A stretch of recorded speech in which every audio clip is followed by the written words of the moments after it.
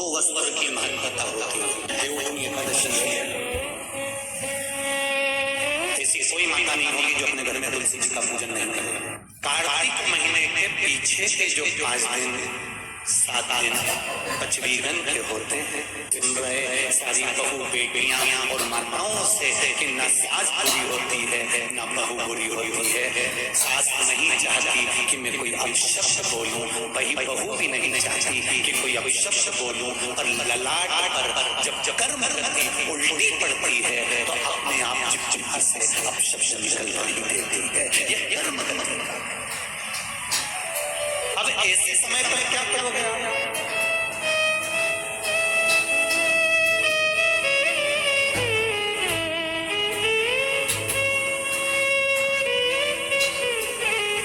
ऐसे समय पर क्या किया जाए? कार्तिक महीने में 2 वस्त्र की महत्वता होती है। ध्यान लगाना जरा, जितनी भी माताएं बैठी हैं, चाहे वो सासू माँ हो चाहे बहू हो, बेटियां भी कभी न कभी बहू बनेंगी और आप भी कभी न कभी सास बनेंगे।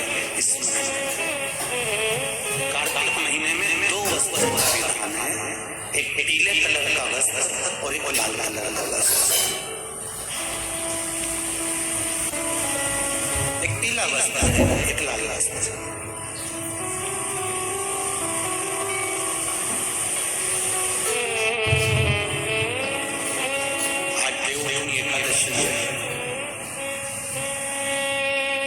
ऐसी कोई माता नहीं होगी जो अपने घर में तुलसी जी का पूजन नहीं करे।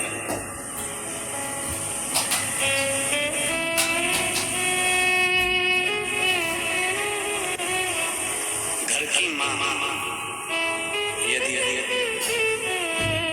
देवउठनी एकादशी से लाल वस्त्र बैकुंठ, वैसे तो पचवीगन का महत्व बताया गया है स्कंद पुराण में, जो 5 दिन की चीजें होते हैं।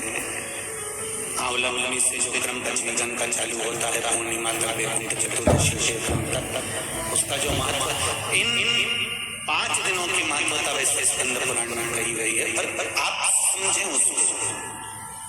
लाल वस्त्र अगर कार्तिक महीने में तुलसा महारानी पर उड़ाया जाता है और वही वस्त्र बाद में रख लिया जाता है संभाल कर, तो उस घर में किसी कर्म गति के कारण भी अगर अपशब्द निकल रहे होते हैं तो वो अपशब्द वो बस रोक लेता है।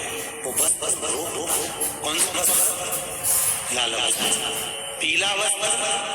इन 5 दिन में अगर तुलसी महारानी को चढ़ाया जाता है और उसको रखा जाता है तो जिस नारी के गर्भ से संतान नहीं भी हो रही होती है, उसके कक्ष में अगर वो वस्त्र कुछ दिन तक रखा रहता है तो ये निश्चित आती है कि गर्भ घेरना जरूर है। ये पीले वस्त्र की और लाल वस्त्र की महत्वता कार्तिक महीने में। अब कई माताएं कहती हैं कि हमारे मार्च में लाल वस्त्र नहीं है, हमारे मार्च में इतना नहीं है, तो लाल कलर का लच्छा भी तो आता है, नाड़ा। बोलो आता है कि नहीं आता? लाल लाल लाल तुम्हारे घर में सिलाई करने का लाल कलर का धागा तो होगा ना कि नहीं होगा? लाल कलर का लच्छा तो होगा, नहीं होगा सफेद कलर का धागा तो होगा, उसको कंकु में लाल। पर उस वस्त्र की महत्वता को हम समझें। जैसे सास की पिटारी में, ये तो तुम लोगों की परिभाषा है, आजकल की माताएं तो सुहाग का सामान प्लास्टिक की टोकरी में रख कर देती है, पर हमारे यहाँ नहीं लिखा कि प्लास्टिक की डलिया में सुहाग की सामग्री दो। हमारे यहाँ कहा कि जो वंश बढ़ावे, जो वंशकार होते हैं, बांस बनाने वाले होते हैं, वंशकार होते हैं, इनको तो तुम्हें रोज धन्यवाद देना चाहिए। जो बांस का टोकरी बनाते हैं, सुपड़ा बनाते हैं, बांस का सामान बनाते हैं। आज भी विवाह में हमारे यहाँ मंडप भी बांस का होता है, सुपड़ा भी बांस का, डलिया भी बांस की। सबसे पहले मिट्टी अगर आती है, शादी के ब्याह में सबसे पहले मिट्टी आती है तो बांस की टोकरी में आती है। एक नियम है। क्यों? क्योंकि जिसकी शादी में मट्टी, इधर जिसकी शादी में मट्टी बांस की डलिया में आती है, उसको संतान के लिए डॉक्टर को दिखाने की जरूरत है।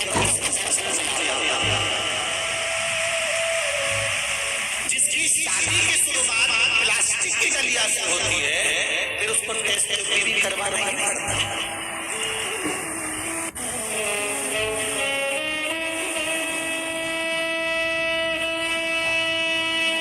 ये कुछ हमारे शास्त्रों के नियम है। अब आप उसको समझो ना समझो, चाहे उसके ऊपर हंसो, चाहे कुछ भी कहो, आप चाहो तो थोड़े दिन बाद कह देना बताओ शुगर वाला हमारा तो पगले जैसी बात करता है, तो उसमें कोई दिक्कत वाली बात नहीं है।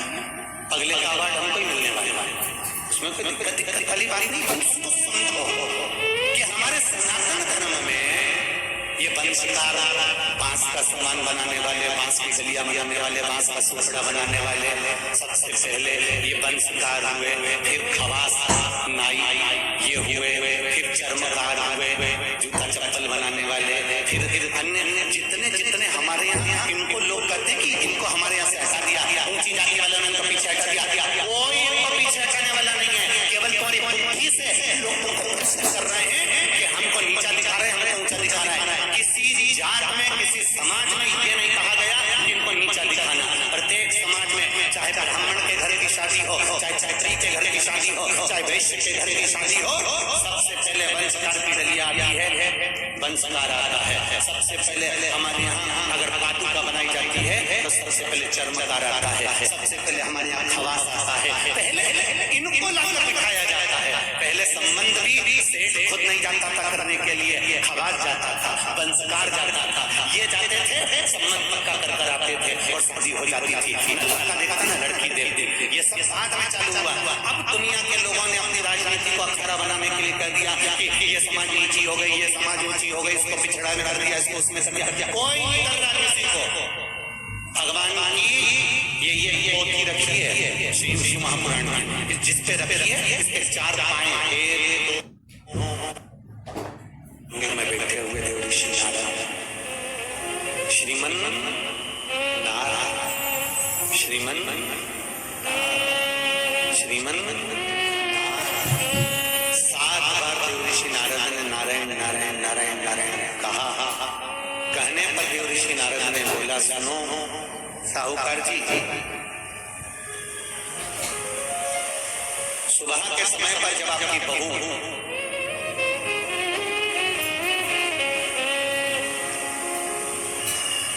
मंदिर की ओर जाए तो उसको इस मार्ग की ओर लेकर आना।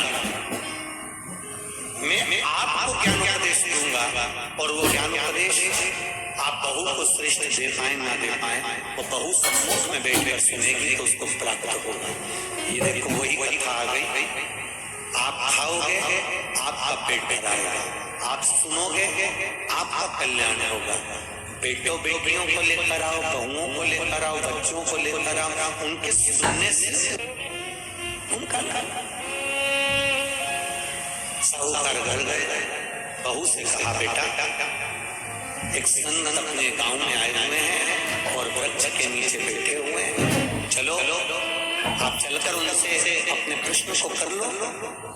बहू ने भगवान का नाम लिया, स्मरण करती हुई बहू पहुंची और बहू ने जाकर तुरंत हाथ जोड़कर निवेदन किया, बाबा जी 1 महीने तक नारी कार्तिक का स्नान करती है, 1 महीने तक नारी माघ का स्नान करती है, 1 महीने तक नारी वैशाख का स्नान करती है, 1 महीने तक नारी चैत्र का स्नान करती है, बीच में अधिक मास का स्नान करती है। उस बीच में नारी का जो रजो धर्म आ जाता है, रजस्वला धर्म आ जाता है, उस समय पर नारी का जो करा हुआ व्रत है 1 महीने का वो खंडित हो जाता है। उस व्रत की पूर्णता कैसे मानी जाए? तो उस समय पर देव ऋषि नारद संत के वेश में थे। उन्होंने कहा कि बहू एक काम करो पुत्री, कार्तिक महीने के पीछे के जो 5 दिन 7 दिन पचवीगन के होते हैं, अगर नारी का रजस्वला धर्म बीच में आ जाता है तो पीछे के 5-7 दिन में से अगर एक दिन भी नारी ब्रह्म मुहूर्त का स्नान कर सुबह का स्नान कर तुलसी में दीप प्रज्वलित कर देती है तो उसके बीच का जो खंडित भाग है वो समाप्त हो जाता है।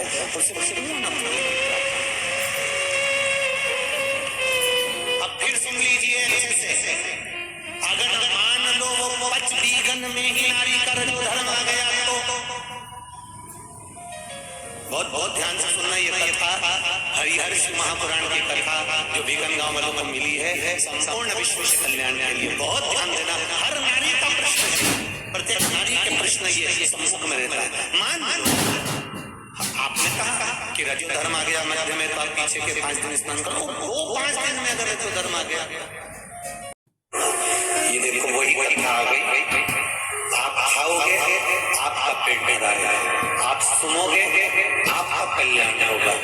बेटों बेटियों को लेकर आओ, बहुओं को लेकर आओ, बच्चों को लेकर आओ, उनके सुनने से उनका साहूकार घर गए, बहू से कहा बेटा एक संत अपने गांव में आए हुए हैं और वृक्ष के नीचे बैठे हुए हैं, चलो आप चलकर उनसे अपने प्रश्न को कर लो। बहू ने भगवान का नाम लिया, स्मरण करती हुई बहू पहुंची और बहू ने जाकर तुरंत हाथ जोड़कर निवेदन किया, बाबा जी 1 महीने तक नारी कार्तिक का स्नान करती है, 1 महीने तक नारी माघ का स्नान करती है, 1 महीने तक नारी वैशाख का स्नान करती है, 1 महीने तक नारी चैत्र का स्नान करती है, बीच में अधिक मास का स्नान करती है। उस बीच में नारी का जो रजो धर्म आ जाता है, रजस्वला धर्म आ जाता है, उस समय पर नारी करा हुआ व्रत है 1 महीने का वो खंडित हो जाता है। उस व्रत की पूर्णता कैसे मानी जाए? तो उस समय पर देवर्षि नारद जो संत के वेश में थे, उन्होंने कहा एक काम करो पुत्री, कार्तिक महीने के पीछे के जो 5 दिन 7 दिन पचवीगन के होते हैं, अगर नारी का रजस्वला धर्म बीच में आ जाता है तो पीछे के 5-7 दिन में से अगर एक दिन भी नारी ब्रह्म मुहूर्त का स्नान कर सुबह का स्नान कर तुलसी में दीप प्रज्वलित कर देती है, तो उसके बीच का जो खंडित भाग है वो समाप्त हो जाता है।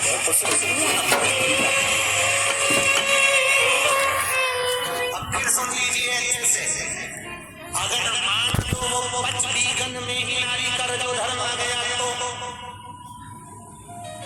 बहुत बहुत ध्यान से सुनना ये कथा, हरिहर्ष महापुराण की कथा जो भिगनगांव वालों को मिली है, संपूर्ण विश्व के कल्याण के लिए। बहुत ध्यान देना, हर नारी का प्रश्न है, प्रत्येक नारी के प्रश्न ये सम्मुख में रहता है। मान लो आपने कहा कि रजो धर्म आ गया मध्य में, तो आप पीछे के 5 दिन स्नान करो, वो 5 दिन में अगर रजो धर्म आ गया,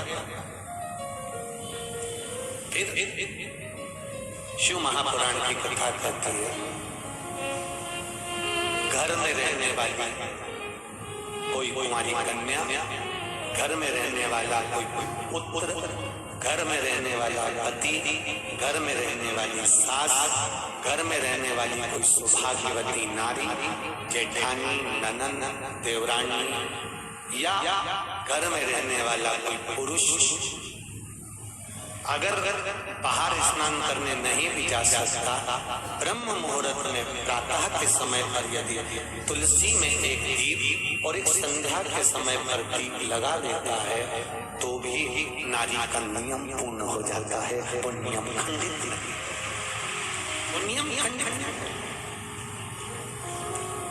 क्या 5 दिन के स्नान का फल है? हाँ, और तुझे मौका मिलेगा तो तुझे समझ में आएगा। देवर्षि नारद ने बस इतना कहा, उसका फल क्या है तुझे मौका मिलेगा जब मालूम पड़ेगा। तब बहू को समझ में नहीं आया कि आखिर इसने क्या कहा। देवर्षि नारद लेकर चले गए, साहूकार की बहू रोज प्रातः का कार्तिक का स्नान करने लगी। कार्तिक का स्नान रोज बहू करती, रोज ब्रह्म मुहूर्त में स्नान कर आती। बहू को नहीं मालूम कि नगर के राजा का लड़का युवराज अपनी पत्नी के साथ स्नान करने आता। राजा और रानी भी स्नान करने आते हैं, युवराज अपनी धर्मपत्नी के साथ स्नान करने आता है। आज युवराज को बड़ा बुरा लगा। युवराज ने देखा कि मैं घाट पर नहाने के लिए आता हूँ पर यह घाट गीला कैसे हो जाता है? मतलब मेरे स्नान के पहले कोई स्नान कर रहा है, मेरे स्नान के पहले कोई स्नान कर रहा है। मुझे ऐसा लगता है जरूर कोई ना कोई आता है। युवराज ने, राजा ने अपने नगर के सैनिकों से बोला, पता लगाओ कि सुबह स्नान करने कौन आता है। सैनिक लगते उससे पहले ही साहूकार की बहू स्नान कर चली जाती, दिखाई नहीं दी, समझ नहीं आया। आखिरी के 7 दिन बचे थे, 8 दिन बचे थे। राजा के दूत ने फिर युवराज ने कहा, मुझे पता लगा, बताओ मेरे स्नान के पहले कौन स्नान करता है, घाट को गीला कौन कर देता है। क्रोध में आकर कहा, मालूम नहीं पड़ पाया। एक दिन रानी इस साहूकार की बहू को मालूम पड़ा कि युवराज मेरा पता कर रहा है, मेरा पीछा कर रहा है। तो बहू ने तुरंत सुबह जल्दी स्नान करा और भागते समय उसके गले की माला और पांव की एक मोजड़ी छूट, माला और मोजड़ी छूट गई। माला मोजड़ी छूटी, चली। राजा को वो माला मोजड़ी मिल गई। उसने मन में विचार करा, मोजड़ी जिसको पहनती होगी वो कितनी सुंदर होगी। राजा ने अपने दूतों से कहा, जाओ, जिसकी ये मोजड़ी और माला है इतनी सुंदर है तो वह नारी कितनी सुंदर होगी, उसको 5 रात्रि मेरे पास में लेकर आ। उसको मैं 5 रात्रि अपने यहाँ रखूंगा। शब्द सुना, खबर पूरे गांव में लग गई। साहूकार की बहू के कानों में भी शब्द पहुंच गए। कार्तिक का महीना चल रहा था तो बहू ने भी कह दिया, मैं राजा के यहाँ पर 5 रात्रि रहने को तैयार हूं, पर शर्त मेरी ये है, ब्रह्म मुहूर्त का स्नान करते हुए अगर राजा मेरा मुख देख लेगा तो मैं उसमें रह लूंगी। सुबह का कार्तिक का स्नान कर कर जब मैं निकल रही हूँ और राजा का पुत्र मुझे देख ले तो मैं रहने को तैयार हूँ, नहीं तो मैं नहीं रह सकती। राजा ने भी एक पक्षी जो पाला हुआ पक्षी था उस पक्षी को पेड़ पर बिठा दिया और कहा, जैसे ही रानी स्नान करने आए उसी समय पर बोल देना, मैं दौड़ कर जाऊंगा और इस रानी इस साहूकारनी का दर्शन कर लूंगा। जब साहूकारनी सुबह के समय पर स्नान करने चली तो देहली पर द्वार को छोड़ते समय प्रणाम करते हुए कहती है, हमारे भारत की सभ्यता, भारत की भूमि की संस्कृति, पहले की माताएं जब मायके से ससुराल जाती थी या ससुराल से मायके आती थी तो जिस टांगे में, जिस गाड़ी में, जिस बस में, जिस टैक्सी में भी बैठती थी उसके भी पांव पड़ती थी, उसको भी प्रणाम करती थी। बोलोगी जी सही है कि गलत है? ये भारत की सभ्यता है, ये भारत का संस्कार है, ये भारत की भूमि की मर्यादा है। जिस भूमि पर से जा रही ससुराल से मायके जाएगी तो जिस बस में जाती थी उसके पांव पड़ती थी, बैलगाड़ी में जाए, टांगा गाड़ी में जाए, घोड़ा गाड़ी में जाए, उसके पांव पड़ती थी। घर से निकलते समय प्रणाम कर कर जाती। उसने अपने द्वार को प्रणाम किया और द्वार प्रणाम कर कर जा रही है और कहती हुई जा रही है, हे तुलसा महारानी, हे गंगा मैया, हे दामोदर भगवान, ऐसी कृपा करना मैं स्नान कर कर जाऊं तो राजा का लड़का नींद में भरचक सो जाए, ऐसी कृपा का करना। तोता बोलता रहा, राजा का लड़का सोता रहा। पहला दिन निकल गया। दूसरे दिन राजा के लड़के के मन में प्रश्न आया कि मेरे तोते से क्या वो साहूकार की बहू नहीं आई? आई स्नान करके गई तो मैं जग नहीं पाया।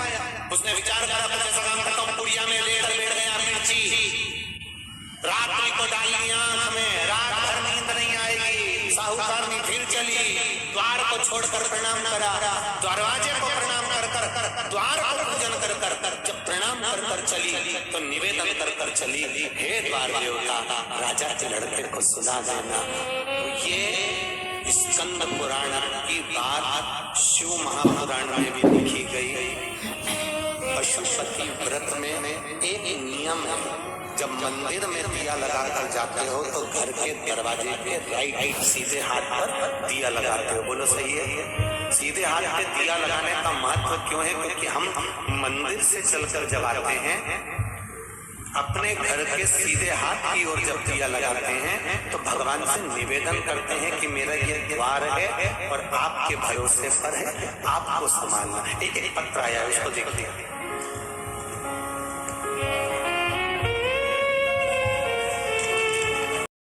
श्री शिवाय नमः। शुभम दोस्तों, कैसे हैं आप सब? आई होप आप सब अपने घर पे बहुत ही अच्छे होंगे। तो जैसा कि आपने यहाँ पे पंडित प्रदीप मिश्रा जी को सुना है, उन्होंने बताया है नियम सारे।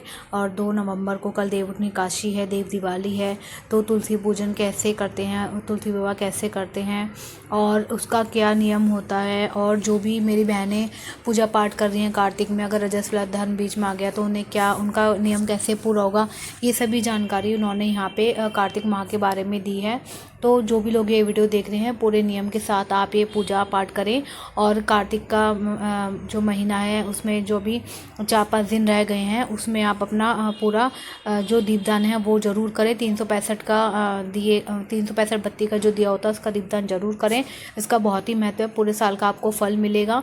और साथ ही साथ भोले बाबा की आप पूजा अर्चना ज़रूर करें और जो भी नियम यहाँ पे बताए गए हैं उसे अच्छी तरीके से करें ताकि भोले बाबा आपकी मनोकामना जल्दी पूरी करें और उनकी कृपा पर आपके परिवार पर बनी रहे। तो मिलते हैं नेक्स्ट वीडियो में। और अगर आपको वीडियो अच्छी लगे तो मेरे चैनल को सब्सक्राइब करना बिल्कुल भी ना भूलें और चैनल को ज़्यादा सपोर्ट करें, सब्सक्राइब करें, वीडियो को लाइक करें ताकि और भक्ति की वीडियोस मैं रोज़ आपके लिए लेकर आ सकूं और सभी पूजा के से संबंधित सभी कार्यों की त्योहारों की जानकारी आप तक पहुंच सके और आगे वीडियो शेयर करके दूसरों को भी आप इस कथा का और इन पूजा की सभी बातों का आप लाभ और दूसरों को भी दे सकें। तो वीडियो को शेयर करना और लाइक करना ना भूलें और चैनल को सब्सक्राइब करना ना भूलें और बेल आइकन को भी प्रेस कर लें ताकि सारी अपडेटेड वीडियो आप तक पहुंचती रहे। तो मिलते हैं नेक्स्ट वीडियो में। श्री शिवाय नमस्तुभ्यम। हर